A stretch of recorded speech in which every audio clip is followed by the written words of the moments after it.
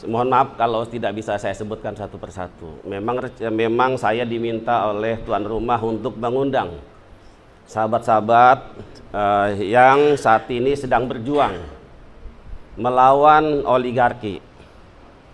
Jadi kehadiran kita di sini selain halal bihalal, ya, juga dalam rangka memberikan dukungan moral kepada keluarga besar Haji Fuad Effendi Jarkasi yang dalam beberapa waktu yang lalu mengalami apa yang kami sebut adalah kriminalisasi.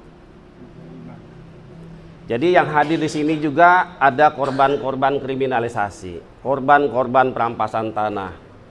Di sini ada Pak Charlie Chandra, juga korban kriminalisasi, pernah ditahan 2 bulan di Polda Banten. Kemudian Bapak Haji Sutrisno Bala sudah divonis melalui putusan pengadilan, tanahnya dirampas, tidak ada ganti rugi, dan beliau harus dipenjara di lembaga pemasyarakatan. Kemudian ada lagi Pak Budi Harjo, juga korban dari aguan. Suami istri malah ya. Kemudian siapa lagi yang Bang Edi juga pernah di penjara juga karena melawan Jokowi. Apa? Padi juga korban perampasan tanah dan juga pernah ditahan di tahanan. Siapa lagi yang Acung yang sudah ditahan ada di sini? Yang jadi tersangka Kang Holid sudah jadi tersangka belum?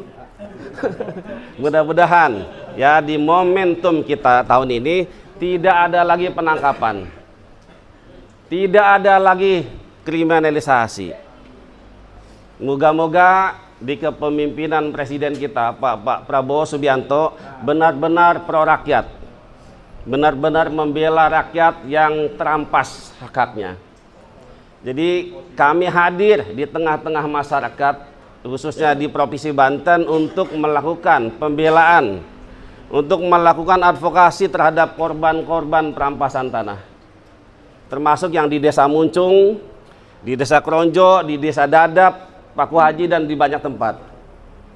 Dan alhamdulillah kami dari LBH Advokasi Publik Pimpinan Pusat Muhammadiyah mendapatkan kepercayaan yang sangat besar dari masyarakat, khususnya di Tangerang dan Serang, untuk kami bisa melakukan pendampingan kasus-kasus dan tentunya bersama rekan-rekan seperjuangan, para aktivis, para pejuang, para tokoh untuk bersama-sama melawan oligarki Pantai Indah Kapuk II.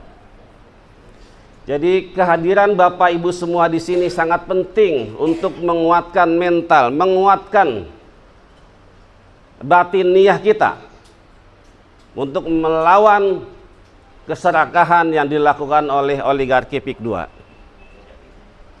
Semoga kasus-kasus yang pernah terjadi, yang pernah dialami oleh Bapak semua di sini tidak terulang lagi di masa-masa yang akan datang. Dan insya Allah LBH Muhammadiyah akan menjadi garda terdepan untuk membela orang-orang mustadafin. Walaupun tentu taruhannya, ya, kita juga pernah diancam, diteror, diintimidasi, disomasi, tapi insya Allah semuanya atas berkat rahmat dan lindungan dari Allah Subhanahu Wa Taala. Kita semua hadir di sini selalu dalam keadaan sehat dan dalam lindungan Allah Subhanahu Wa Taala. Amin. Moga-moga apa yang terjadi kepada Bapak Haji Fuad Jarkasi tidak terulang kembali. Dan kami yakin bahwa keserakahan yang dilakukan oleh PIK II insya Allah akan berakhir. Dan di bulan Syawal ini sebetulnya kita telah memperoleh kemenangan-kemenangan kecil melawan oligarki perampas tanah PIK II. Yang pertama bahwa pagar laut sudah dicabut, betul ya? Walaupun tidak semua. Dan itu alhamdulillah karena dukungan dari Pak Presiden Prabowo Subianto. Kalau di zaman Jokowi tidak mungkin. Malah mungkin pagar laut bisa menjalar sampai daerah Cilegon. Yang kedua, sudah ada 4 orang tersangka dalam kasus pemalsuan HGB dan pagar laut. Walaupun 4 orang ini hanya sebagai aktor-aktor kecil. bukan aktor utamanya. Tapi bagaimanapun juga kita patut bersyukur bahwa sudah ada 4 orang tersangka, dan kami minta agar Mabes Polri untuk segera menetapkan pelaku-pelaku utama lainnya. Dan itu menjadi pekerjaan rumah Mabes Polri untuk mengusut tuntas sebagaimana yang diminta oleh Bapak Presiden Prabowo Subianto. Kemudian yang ketiga, kita patut bersyukur bahwa PIK 2 tidak lagi ditetapkan sebagai proyek strategis nasional, tidak masuk dalam 77 PSN oleh Presiden, dan oleh karenanya tidak ada alasan apapun oknum-oknum aparat desa, oknum-oknum aparat polisian untuk membawa narasi bahwa PIK 2 adalah proyek strategis nasional. Jadi kita harus berani mengatakan bahwa PIK 2 adalah murni swasta, murni kepentingan bisnis oleh Aguan dan Antoni Salim.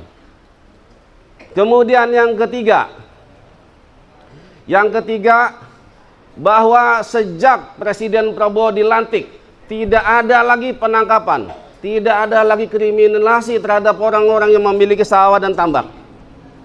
Walaupun ini masih menyisakan masalah Pak Chandra Chandra, karena waktu itu diajukan praper oleh Mu'annas Salihin, statusnya naik sebagai tersangka kembali. Tapi kita jamin tidak akan ada penahanan terhadap Bapak Chandra Chandra.